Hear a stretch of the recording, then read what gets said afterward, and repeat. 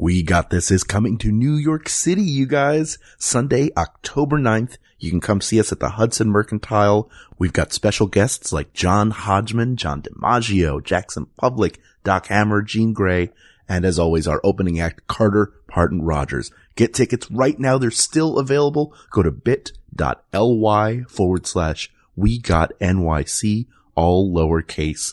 And now, without any further ado, here's episode 83 of We Got This with Mark and Hal. Hello, I'm Hal Lublin. And I'm Mark Gagliardi. Since the dawn of humanity, one issue has gone unsettled. With the fate of the world in the balance, we're here to settle, once and for all, best cheesesteak. That's right. Don't worry, everyone. We got this. Podcasts should have a theme song. Podcasts should not have a theme song. Yes, they should. No, they shouldn't. They sound good. Yeah, but people are just going to skip past it. You know what? You're right. We got this. Hello, everybody. Hi. Hal, do you remember a few months ago, you and I did an episode about soda? Yes, and it was an early episode. It was an early episode. Mm-hmm. You do not drink soda. I don't. So you were in the dark on an episode that we had some real experts with us, Paul and Storm, on that episode. I didn't have a lot to offer in terms of consumption because anytime I had soda as a child, it was because of a prank played by my dad. Right. Well, today it's payback time because today on We Got This, we have Hal Lublin and another gentleman also from Philadelphia. And today's topic is cheesesteaks. And fellas, I am out of my depth here. So Hal, would you please go ahead and introduce our very special guest? Absolutely. First of all, Craig Manami was the one who asked us what the best cheesesteak is, wants to know. Our guest today is not only part of the Kevin Bean Show, he's not only the co-host of Hollywood Babylon, or his own television show, which featured former guest Fred Cross, which I say like he's not coming back at some point. Yeah. Former friend of ours, Fred Cross. Fred Cross. He burned that bridge, I guess, last time he was here. The creator, Joe Schmo, but also is from the same neighborhood that I'm from in Northeast Philadelphia. Ralph Garman, welcome. Hello, boys. Hi, Ralph. Thanks so much for having me. I appreciate it. Yeah. Now you're wearing your Eagles hat. I am. It's a preseason game in a couple hours, so we have to get this done with so I can move on. Yeah, exactly. You're that big a fan that you will watch the preseason Absolutely. games. You have to evaluate the new talent. You have to see what the new coach is doing. Absolutely. What's your prediction for this year? Just sort of without having seen too much yet, because this is the second game of the preseason coming up, right? Yes. Yeah. I'm thinking 9-7, and we still take the NFC East. That's my prediction. Oh, I love that optimism that we have as fans. Yes. It's like not terrible optimism in your division, though. That's what I'm saying. If it's 9-7 and you still take the NFC East. That's what I'm saying is that we're in a weak division and hopefully our new coach can muster the boys enough to get 9 wins. And anything more than that, I'll be eternally grateful. Now, when I lived in Philly, I've been out here 16 years, and when I was home, I would listen to 610 WIP. Sure. Which is the big sports radio station in Philly. And if you ever want to know any region, if you want to know what the working class people are like and you want to really hone in on the accent, if you're like an accent hound, listen to sports radio. Mm-hmm. And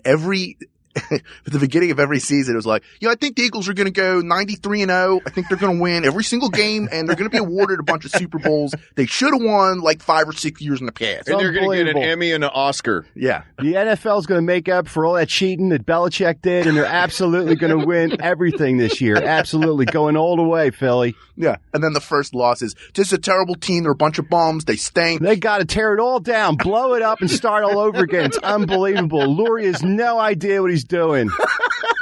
Yeah, that's sports radio in Philly. I'll hang up and listen to your answer.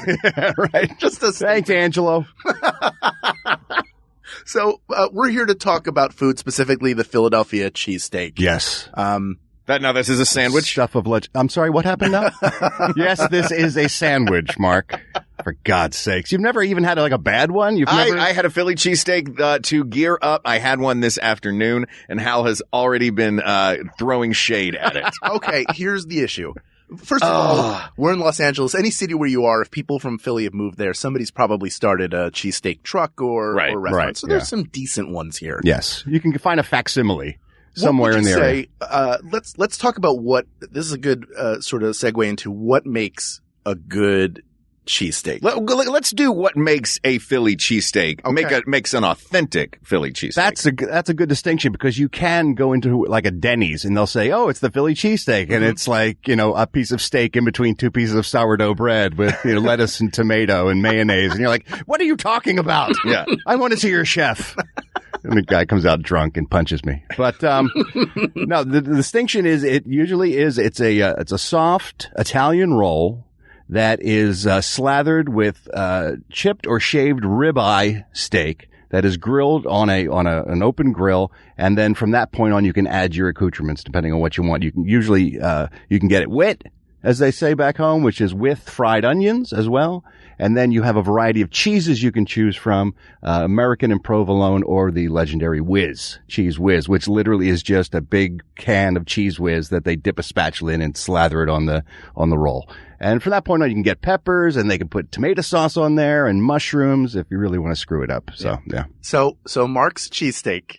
Now you've laid it out. The way as described, everything that I had was correct. I had an authentic cheesesteak. So the cheesesteak, I was sent a picture by our dear friend Eric Edelstein, who took him out for this cheesesteak, I guess to prepare him. Mm-hmm. And not only does the steak have red peppers all over it. Mm-hmm. Yeah, already that's not working for me. It's a problem. Yeah. But this is going to be that's a rookie mistake. Episode. That is a rookie mistake right there. The red peppers. Well, now what kind of pepper should it be? Green? I don't go any peppers. I leave the peppers off. I don't mess with the peppers on there. All right. Because living in Chicago, they have the Italian beef sandwich in Chicago, and sweet bell peppers as a topping on a Chicago beef is delicious, and I highly recommend it, but only in Chicago because it's the only place where you can get a real Italian beef sandwich. Right. No, also Denny's. Also, yeah, Denny's has a good one. By the way, I really want to see you. I really want to see you, Ralph, ask to see the chef at Denny's. Yes.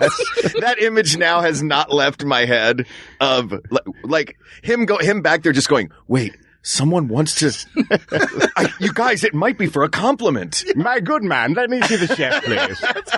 In a tuxedo. Can you bring me a wine list too while you're at it? I want to know what's special today on the menu. I simply must compliment the chef on his moons over my hammy. Yeah. And they roll him out in a handcart with a Hannibal Lecter mask on, and you know you're at a Denny's.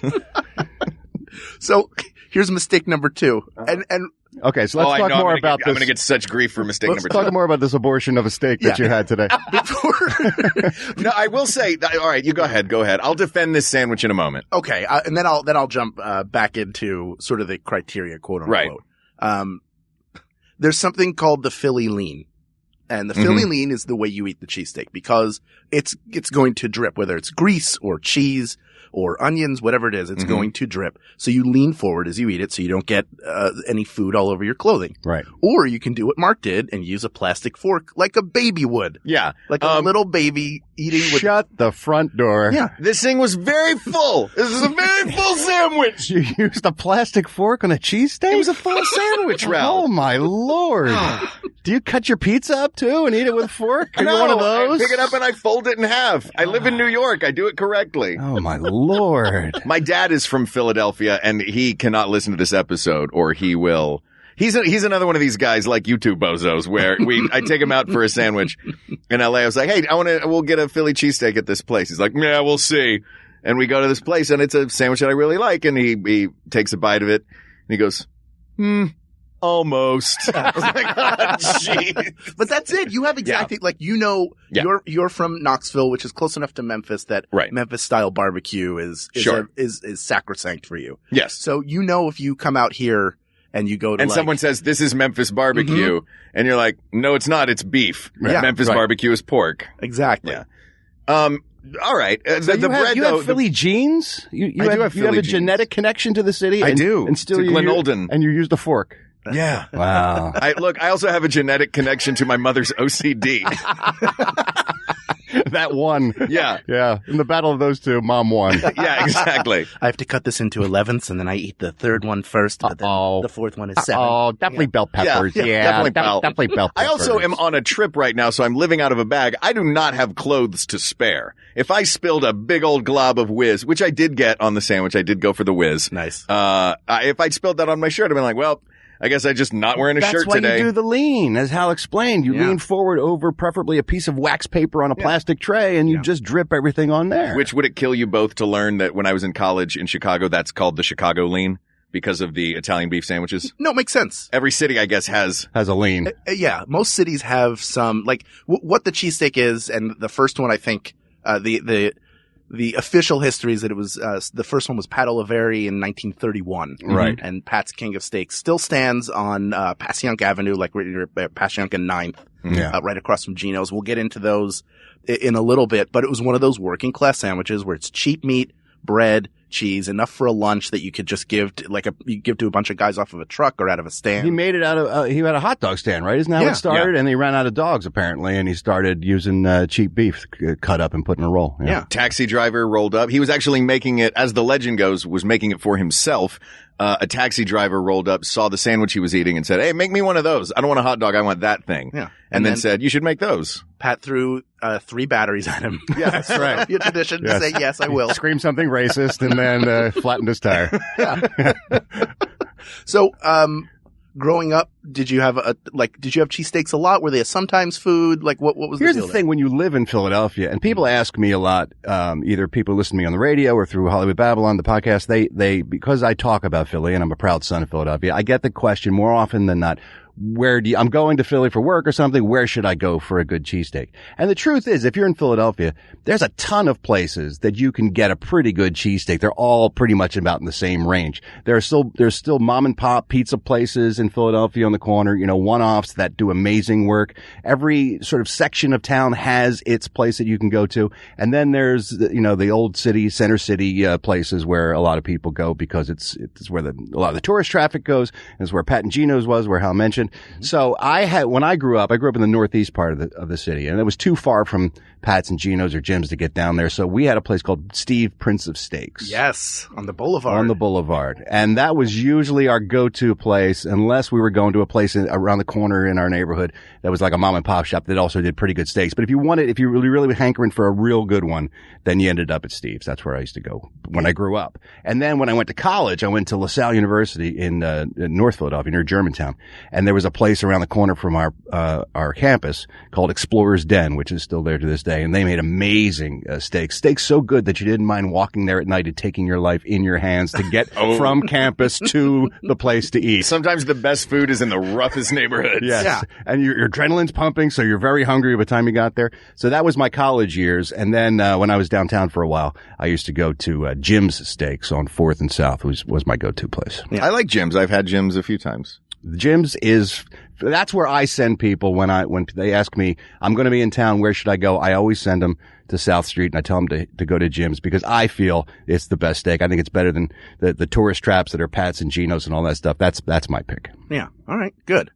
So I'm not going to reveal my pick just yet. All right. But we'll go through it. But that's good to know. Jim's is definitely one of those places where there is a line out the door all the time. Yeah. Even in the winter when everything is frozen over. Mm-hmm. And it's at also 2 a.m. Yeah. And you get this at a lot of places. You have to order correctly and they tell you how to do it. There are like 3 or 4 things you can order total. And if you ask for anything different, you'll get yelled at. Yes. Because there's a line that they have to keep moving. And it's really it's incredible to watch it made because it's just a pile of beef that's constantly cooking, pile of onions. You've got the like bunker can of Cheese Whiz. Yes. Fresh cheese. So it's just made so quickly and moved along. Right. They would like you to order, if you could, running by. If you could, like a NASCAR. So where's they would prefer it that way, so they could just sort of toss it to you as you head up. They should put one of those conveyor belts like they have at the airport to get you to your next place. And if you haven't ordered by the time you go past the order guy, you just don't get food. Right. Yeah. Yeah. Or they could just fire it out of a t-shirt can further down. That's right. You got to test your hands. And if you're good enough, you could play for the Eagles. That's true. Okay. So I want to sort of put this out there right now because we have listeners that are all over the planet, but also a lot of them in the United States and all over the country. And they all have, as you mentioned, their version of a cheesesteak. And they may go, oh, ha, ha, ha, Denny's. But I've got a local place that makes a great cheesesteak. And I want to tell you right now, just so you can sleep well at night, they definitely don't. they don't make a good cheesesteak. Yeah. And I want to tell you Get rid right of that now, thought. don't Yeah. let these two bully you. You eat what you enjoy eating. There's a difference between bullying and being right, Mark, and that's where we're at today. And it's important for people to know the difference between just random speculation and absolute science. Yeah. That's the thing. Look, Yes. I'm on your side, fellas. It doesn't sound like it. I'm on your side because I'm in this room with you and I know you're from Philadelphia and you both have pockets full of 9 volts. D's, 9 volts. I got D's. What are you, I'm a a child? professional. Do you throw your batteries with a fork? Come on.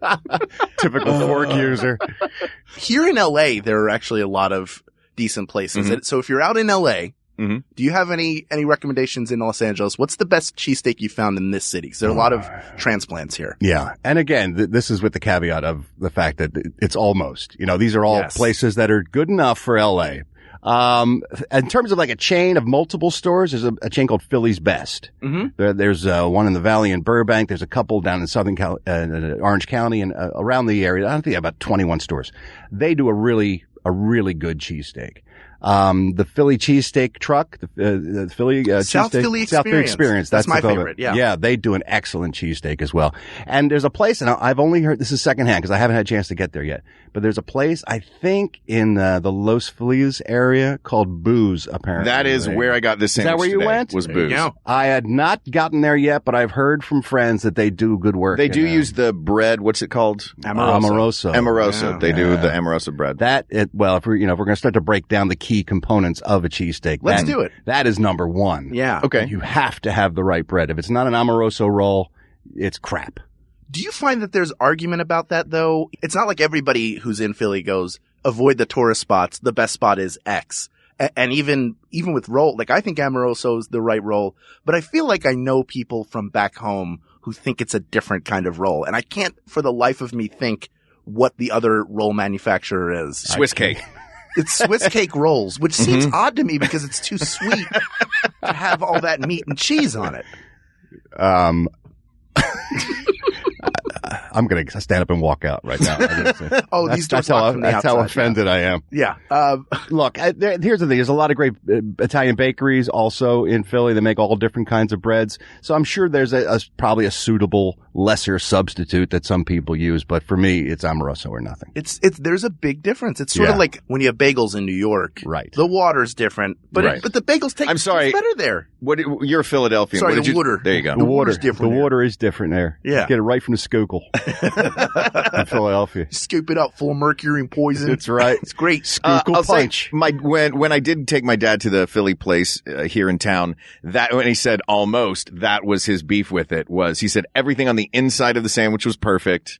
It was the roll. It wasn't the Amoroso roll. And- Amorosa, or am I thinking of Amoroso. Amoroso with an Amorosa? Was you're fired? On The Yeah, Apprentice, right. yes. Celebrity Apprentice, yeah. Who now I think is Trump's black outreach commissioner or something, right? Isn't that her Yeah, new I job? hope Is she that's going really? well. Yeah, I think, and I know the Philly's Best chain out here. It's funny talking about it and get my accent back. Yeah. The Philly's Best chain out here does import the dough from Amoroso, and then they bake them fresh in their location. I feel like that's the best way to do it because so the bread does, will harden if it travels. So Yeah. that's how they go about it. we did Gotta be fresh. growing up when I would have a cheesesteak, it was from a place in Glenolden called Falone's that I had a few times there, and it tasted different to me in Philadelphia than it did in Tennessee, because when my grandparents would come down and visit, they would bring with them a big cooler and they would just buy a dozen of them or 2 dozen of these cheesesteaks from Falone's and just pack them in a cooler. And it's still hot. Like they wouldn't, in the cooler, it's designed to keep things hot or cold. It was, Right. let's drive as fast as we can so that when we get to Tennessee, these cheesesteaks are still moderately warm. Sounds like a bad plan on their part. Oh man, we would go through them all the first day. Oh, So sure, it you was- have to, yeah. She would also bring, every time she would also bring a log of hard salami and a full log of provolone cheese. And yeah, just sit in the car with a knife. And that was how that was how they traveled. Hey, hand me the provolone log.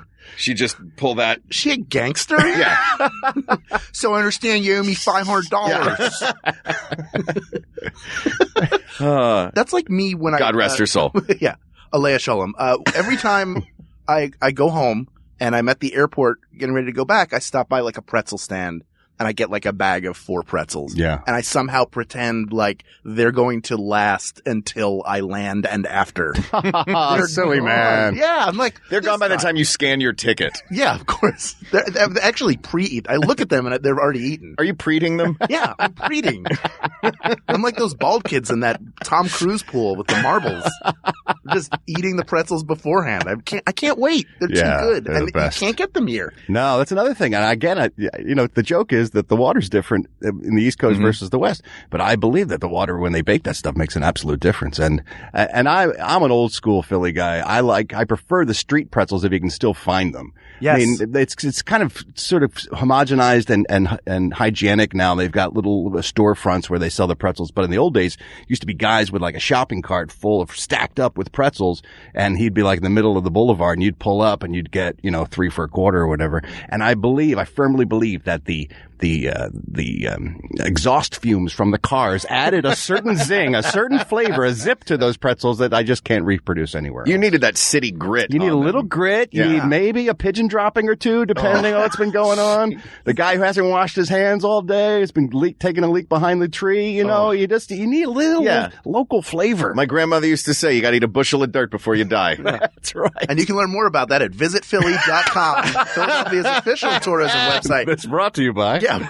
When I was a kid and I was on the school bus heading home, you'd pass guys on the median, whether it was the boulevard or somewhere else, and they'd be selling their pretzels. And you would just hope that would be the day that the bus driver would pull over so you could reach out the window and that guy would make a killing. He would empty the cart. Absolutely. The bus driver never did that though, right? No, they did. Sometimes they would, yeah. Listen, we're a city of fat people. We all understand that everybody's hungry all the The time. driver wanted them more than the kids did. Are you kidding me?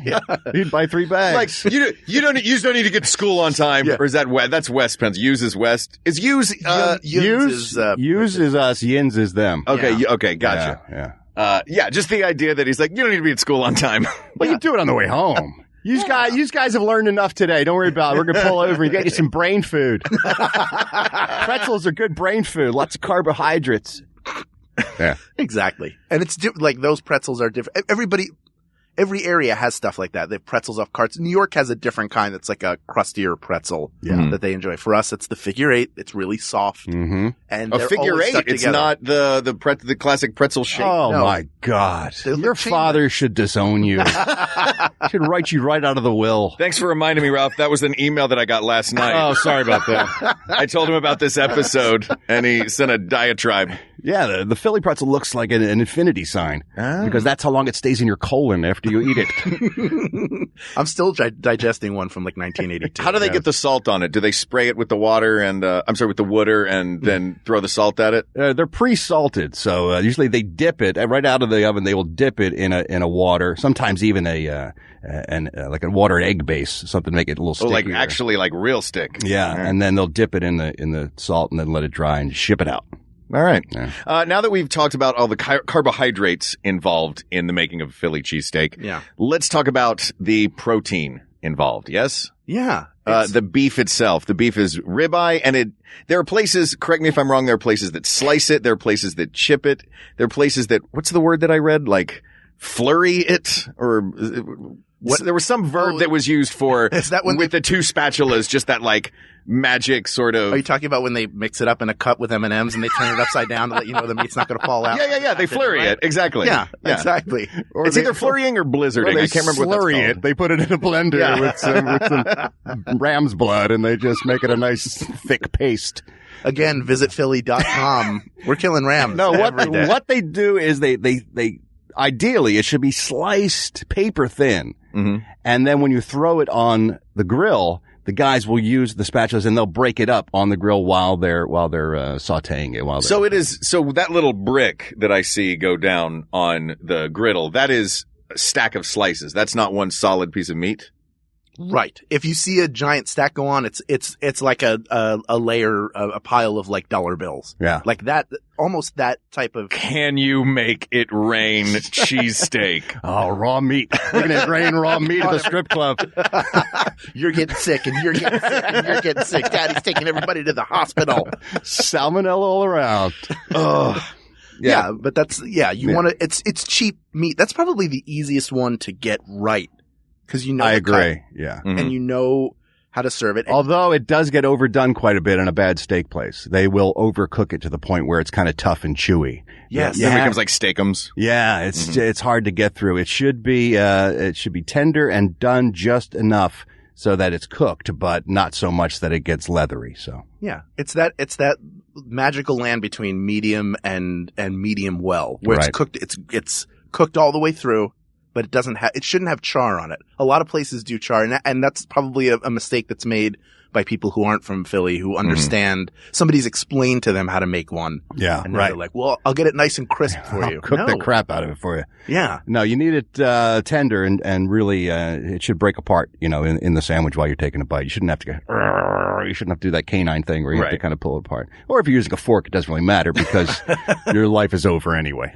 Did you use 2 forks like a T-Rex? So you like Yeah. real small hands? Well, while yeah, you're eating? I bound my arms tight to my body, and I might make a game out of it. Sure. Yeah, if I'm going Why to be not? eating meat, I'm going to be doing it like a real carnivore, and the realest of carnivores is the Tyrannosaurus Rex. That's true. Yes. I don't get it. I just can't understand trying to make it harder to get food in your mouth. But maybe that's why I need therapy. I'll tell you what. Let's talk about the cheese, because there are a few different kinds. Okay. I prefer Whiz. My father, who is also, I'm like 3rd or 4th generation Philadelphian, Mm-hmm. he prefers provolone. You can do mozzarella. American is okay, but also like that's sort of the least of the cheeses. If it's mozzarella, it's going to be a pizza steak. Right. So they're going to put marinara on it.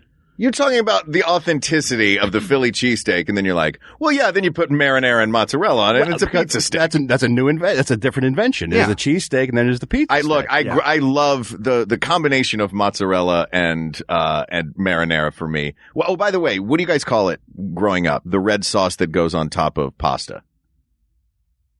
I called it sauce, but I've heard it called gravy. Oh yeah. Okay. Yeah. Gravy is what my family has always called it. And I didn't know if it was regional or familial. I lived across the street from a first generation Italian family who moved to Philadelphia from Italy, and it was always gravy to them. Okay. But I grew up in a house of Irish Catholics who were poorly educated, and we called it sauce. It was just All sauce. right. Yeah, and we were Northeast Jews, so we also called it sauce. Yeah. We called it whatever you want, just please bring it out. That's right. We're hungry. Yes. All right. Well, that gravy and mozzarella combo on top of a burger, on top of a sandwich, on top of a cheesesteak. Now I will have to try that. They did also serve this at that place. They had the pizza steak option as well. They did have the pizza steak. You We should actually get got the mushrooms if you're going to do the pizza steak. Go for Yeah. it. Go whole hogging. we got cheesesteaks and then pizza fries. That was what we got. Oh. It was just the marinara and the mozzarella on the fries. Oh, You guys are that sounds bould great. looking at me like I am kicking the Philly fanatic in the nuts right now. I'm thinking about food. I do have a good Philly fanatic story. One time in I think the 80s, I was at a game with my dad, and he was eating a hoagie that he picked up at a stand. I know that I had an episode about what you call sandwiches in sub 1 because it's the larger one, but this was Philly. It was a hoagie. Yeah. Yeah. He's eating it, and the Philly fanatic was walking through the stands, came to our section, grabbed his sandwich, and I swear this is my memory, shoved it in his snout and never gave it back. Philly fanatic stole food from my dad. Wow. But he's the Philly fanatic. What are you going to do? He can have it. Yeah. Yeah. Like, hey, you need that sandwich. You're too busy getting into fights with Tommy Lasorda That's right. to do anything else. But Is he the rumbler in chief of the city of Philadelphia? He's just like the guy. He's the fight starter. That's what the Philly Fanatic's job The is. fanatic, yeah, but he's so lovable and He is. charming. You know, he instigates, but it's out of love. Much like us throwing snowballs at Santa Claus. It was out of love. Yeah. We love Santa so much we wanted to keep him cool. and that's the spirit of Christmas. That's right. Pelting a drunk Santa. Yeah. But so cheese, just to sort of close the door on cheese, we're going to say that really it's Whiz or provolone. Those are your chief cheeses. American in a pinch. Well, I have friends who, swear by American. So, Really? I think you have to put it as a third option because I know a lot of people do American. I'm with you. I can't understand it because it doesn't really add much flavor wise. Right. Is American not just the? I'm sorry. Go ahead. I didn't mean to cut you off. No, it's fine. Is American just the slightly more solid version of the Whiz, though? Like, I feel like Whiz is just sort of like Whiz is liquid American. No, Whiz is like cheddar almost. It's much more of a cheddar. So salty. Oh, It's super salty. Incredibly salty and fatty. Yeah. American is the white, hard, square cheese that's just, it's fine, but it's not Whiz. And provolone, of course, is, you get that tang and then mozzarella for the pizza steaks. But if I think the true Philadelphia cheesesteak experience, you got to do the Whiz whiz-wit, as they say. Yeah, I'm a whiz without guy, but What? if there are onions on there, I don't mind. You know why? We were doing so well. This is one of those first dates when I found out you have herpes. Just 3 more kisses. All right. While Ralph and I try to figure out how we're going to end this date, we're going to take a quick break, and you're going to hear from some of the other great shows we have on the Maximum Fun Network. And when we come back, we're going to take a trip to Ralph and I's hometown to discuss the place that serves the best Philly cheesesteaks. That's right after this. I'm Barbara Gray. I'm Brandy Posey. And I'm Tess Barker. We're Lady to Lady. Do you want a sleepover in your ears? Is that a friend in your pocket, or are you just podcast to see me? We're a portable hangout you can bring to the gym, on the subway, or on an oil rig. Seriously, we have listeners who do that. Chill with us while we get high with Margaret Cho. Talk showgirls with Katya from Drag Race. And hear Broadway star Anthony Rapp sing Hamilton. I am not throwing away my shot. I am not throwing away my shot. Hey, yo, I'm just like my country. I'm young, scrappy, and hungry, and I'm not throwing away my shot. That's Lady to Lady. Can you keep a secret? Neither can we. Why would you listen to a podcast of TV pilots that never got made? It must not have been any good, right? I don't know for a fact that anyone read it. They couldn't get the deal done. There was kind of a regime change. Someone at the studio who was in a decision-making capacity said, "These guys seem like losers." They just blamed it on, okay, well, it must be women. We got word that USA had decided to stop doing comedy. Why aren't we making this? It was so good. Hear the TV comedies you never got to see on the Dead Pilot Society podcast. Listen on MaximumFun.org or wherever you download podcasts. And we're back. Oh, and we're in Philly. Here we are. Magical. You guys. I clicked my heels 3 times. There's no place like home, and here I am. Look, there's Ben Franklin. There's some drunk guys. Oh, here's a technical audio note. Colin, we're going to need to drop in some audio FX here of people fighting and yelling at each other. Yes. And booing. Yeah. Just so much booing. All the time booing. And crying. Gonna Fly Now playing in the background just softly. That's Philadelphia. Okay, so let's talk about some of the sort of standout places. Because if we could get into smaller places. I went to a place called Stocksy's when I was a kid that was okay.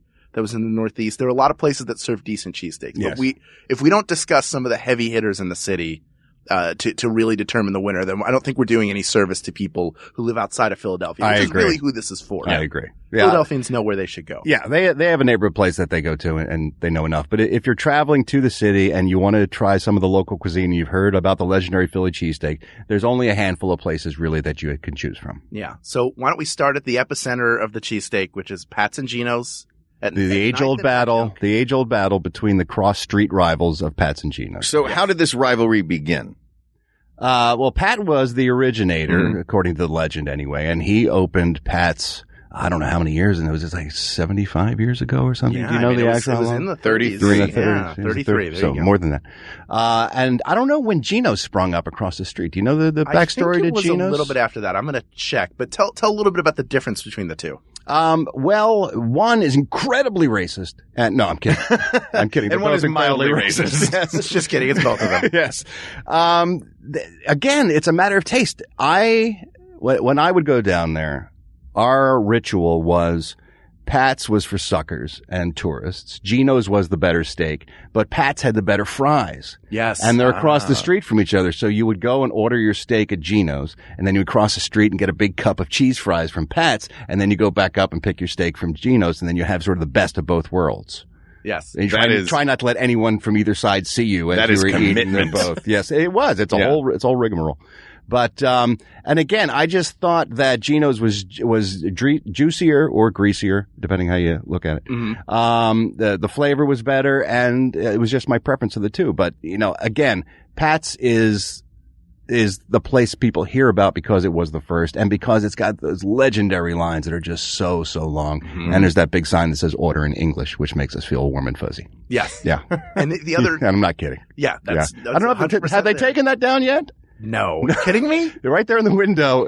It says order in English. It has like an American flag on it and everything. I'm like, oh, that's City of Brotherly Love for you right there. Yeah, everyone's welcome as long as they speak our language. That's right. Talk American. The other big difference between the two is Pat's chops up their steak and Gino's keeps it in longer slices. So it's folded rather than than chopped up. Mm-hmm. I mean, I like them both okay. I think the chopping in Pat's case makes it a little bit dry. Yeah, I do too. So that's sort of the problem. But the bigger issue is that they're both gigantic tourist traps. Mm-hmm. So if you go to Hawaii and just visit Waikiki Beach, you've been to Hawaii, but you've been to the Las Vegas of Hawaii where it's very touristy. Mm-hmm. Right. You're not going to find the best Hawaii experience there. I have a bit of a beef with that though, just because in general with the whole idea of, don't go somewhere because it's touristy. Places become touristy for a reason. They're sure. a city putting its best foot forward and whether through circumstance and popularity or as the case is with like airports, the city deciding this is what we want the world to see of who we are. But if you're going to a city and you want the best the city has to offer, right. It may not necessarily be the place that's the most famous or is the tourist place. Right. I guess in the culinary sense, it's different. I'm thinking of, cause I'm going to France for the first time, in about a month. And someone said to me the other day, they're like, don't go to the Louvre. It's so touristy. I'm like, well there's a reason it's touristy. Yeah. It's the Louvre. Right. But I guess with food, it is a little different. It's right. The quality of the food will be better at a place that is known by locals. Yeah. I think if you go to either of those places as a tourist, you're not going to be wildly disappointed. You're not going to say, this is the worst sandwich I've ever had. You'll eat it. You'll say, I can see what it's about. That was tasty. But we're saying, if you want to go next level, if you care about what you put inside your stomach, well, then you wouldn't be eating cheesesteaks. But if your taste buds rule your life, then maybe there's a better option for you, I think is the point. Yeah. Those are. If you're a fork eater, it doesn't really matter. If you're going to eat it with a fork, you can go anywhere in Philadelphia and have a sandwich. You can put red peppers on anything. That's doesn't right. Really matter. Yeah. Cereal. You can ruin anything. You don't need Philadelphia. Stay home. I'm going to put red peppers on my midterm and then eat it with a fork. Teacher, my dog ate my homework with a fork because he's a proper weirdo. Your dog passes. What a genius. Okay. So it's not Pat's or Gino's. You can go there. It's worth visiting just because it's a landmark. And visually, it's fascinating to see two places serving more or less the identical food menu right across the street from each other. It's sort of a phenomenon. You don't see that very often, Is it, are they actively antagonizing each other? Or is it, we do our thing, and let the lines and that determine who is king of this corner? There's a big rivalry, for sure. It's pride. Yes. Right. And if you look but they're not like chucking water balloons at each other. No. No, it's not the Sharks and the Jets. Right. They don't go out in the middle of the street with switchblades and start dancing around each other. Wait, do you think that they fought with water balloons also? Yeah. I'm gonna soak them all tonight.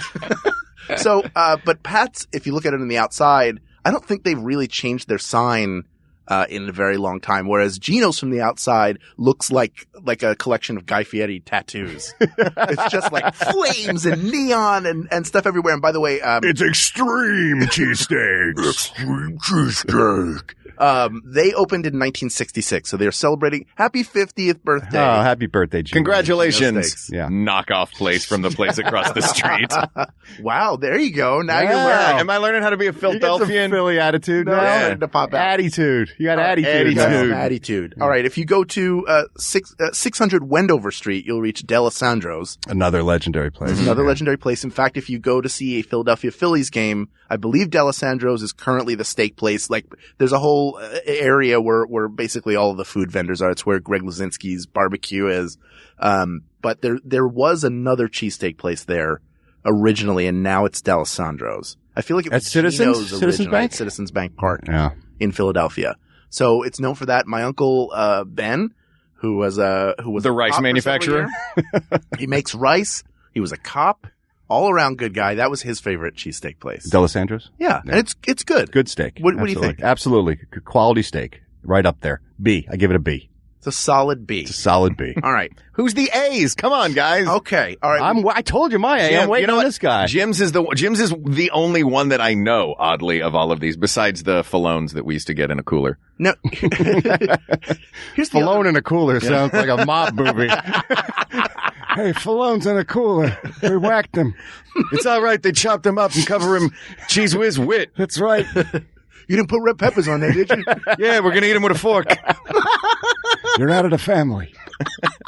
That's what did it. Okay. There is a place called John's Roast Pork, which is known for roast pork sandwiches. Yeah, I wouldn't go there. There's also a place called Pizza Hut, but I'm not going to get a cheesesteak from there. That's the thing. Okay. All right. So like Nick's roast beef also has a cheesesteak, Yeah. but I wouldn't go there if I was looking for a cheesesteak. I might not go there for roast beef.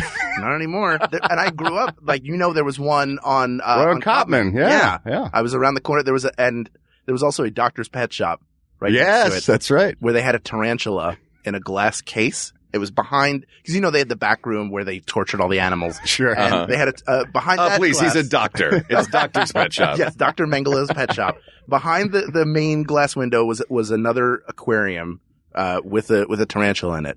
And I remember we would go there to buy dog food, and I would sit there and look at the tarantula, which would sit there, as tarantulas do, and slowly raise like one leg every once in a Like he while. was waving at you because No. he's friendly. Like he was going, "Come here so I can eat your secrets." He was beckoning.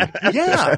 And that is my Indiana Jones River Phoenix falling into the circus train and seeing a giant snake. That's what made me afraid of spiders. Really? For the rest of my life. Wow. Doctor's Pet Shop on Cotman. What a soft child you were. I was so soft. It was behind glass. It couldn't hurt you. And also, tarantulas are the softest spider. Right. Listen, They're slow and they don't bite much. I got bullied and beat up my entire life, starting with that damn spider. Oh, that's okay? funny. The first bully in the Northeast. Can I inception a nightmare for you for tonight? You're going to walk past that place in a dream tonight, and that little terrarium's going to be there. But the tarantula's going to be gone. Oh, no. I can't even. That's a waking nightmare. I don't have to go to sleep to be frightened by that. Oh, that's bad. You feel that on the back of your neck? Oh, yeah. Yeah. Every time I sit and there's a spider web anywhere nearby, I just assume that the main spider from Arachnophobia is on my back, like a Chewbacca backpack. It's just on there, Ready to and I can't wrap feel you it. up. I'm like, oh, honey, stop brushing my mouth with your hand. Boy, you really need to shave your fingers. That's it. That's what's going to happen to me one day. You need to shave your fingers was something you would say to a woman. Listen, my white In Philadelphia. is none of your business. All right. It's none of your business. My bad. Okay, let's talk about Steve's Prince of Steaks. Steve's. That's It's like a mini chain. Yeah. I don't know how many stores they have now. At one time, they sort of blew up and became a pretty good competitor of the big boys, but it's been a while, so I'm not sure. Yeah, and the original is on the Boulevard in the Northeast, near where we grew up. It's my cousin Jordan's favorite cheesesteak. My cousin who's newly a father, Mazel Tov Jordan. There you he go. loves it. My other cousins love it's a good Philly place, and I like it. I think they also fold and don't chop They do fold, yeah. their meat, and it's good. It's good. I would give it like a B+. Yeah, I would. It was our place just because it was close. That's why we went there. But again, these are all solid sandwiches, but they're not the best. Yeah. You know me, I'm a Jim's guy. You're I think a Jim's guy. that's the best steak in Philadelphia, in my personal opinion. Fair enough. All right. So my father, his favorite cheesesteak, if somebody comes in from out of town, he will take them to Tony Luke's, which is right by an underpass. And they don't Again, with the really good places being in the weirdest neighborhoods. Here's the thing. Here you get off the freeway and then just walk under it. My father and I, like I said, for my entire adult life have argued about which place has the best cheesesteaks. Unfortunately, for some reason, he's not in this room right now. So he loses. He sure does love Tony Luke's. And people who love Tony Luke's are very loyal to it. Yeah. Absolutely. And he loves the roll, which is not an Amoroso roll. Not at all. That's why I reject it. it. It's like a soft, but also too hard at the same time. It's almost spongy. Yes. But the crust is too hard. Yeah. Yeah. And the meat is fine. Yeah, it's meat fine. and cheese are fine. But also you have to wait. You order at the window, and then you have to wait for what feels like 3 days until you get your cheese. Like they're not can I get moving this back on there. layaway? When do I get this cheesesteak? Yeah, like they're not.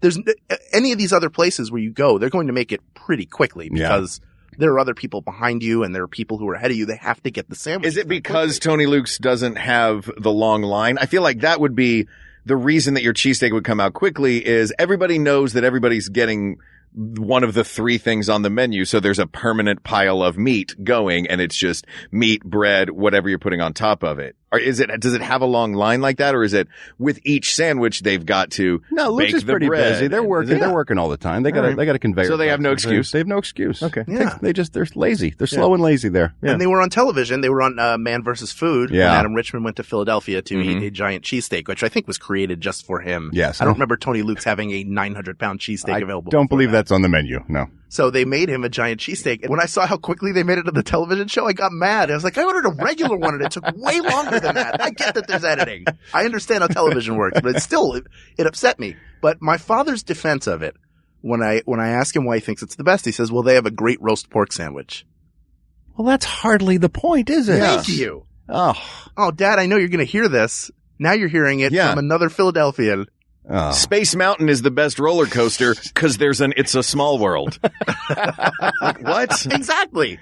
Yeah, that logic doesn't work. Mr. L, we have to talk. We need to have a conversation. It's a problem. It's a real problem. Bill, you've been the tiebreaker on this show a lot. We really appreciate your thoughts.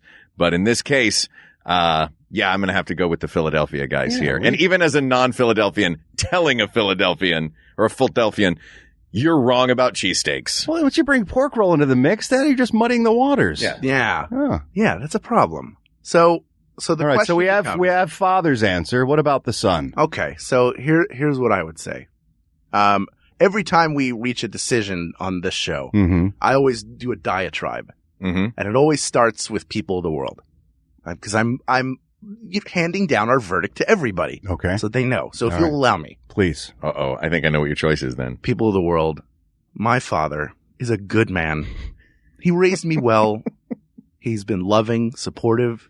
Lord knows it wasn't easy for him growing up. It's not easy for him now, but he gets by and he's always got a smile on his face. So I don't understand why in the world he thinks that Tony Luke's is the greatest cheesesteak in the world when the best place in the world, in the universe, the known galaxy, anywhere you can think of, is at the corner of 4th and South. It's called Jim's Steaks. Hey, I loaded the deck, Dad. I loaded the deck.